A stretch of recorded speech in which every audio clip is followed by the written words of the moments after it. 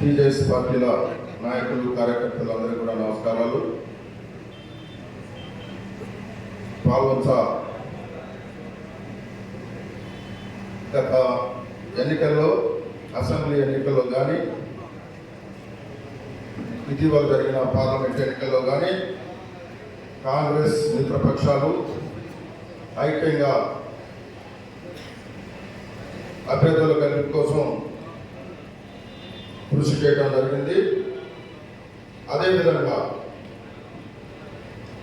ఇప్పుడు జరుగుతున్న ఎమ్మెల్సీ పట్టభద్రుల ఎన్నికల్లో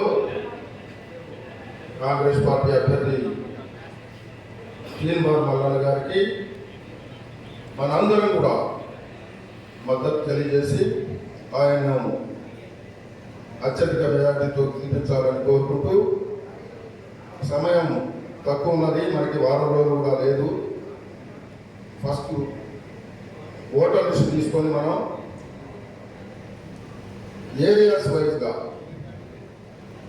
మొత్తం ఓటర్లు ఎంతమంది ఉన్నారనేది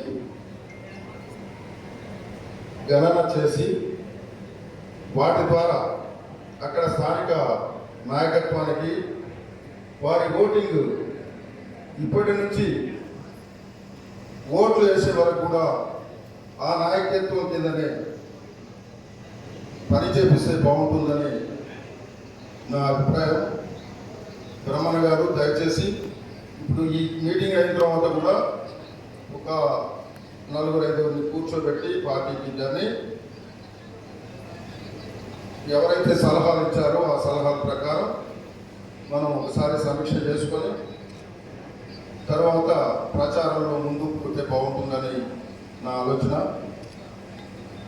దయచేసి మనందరి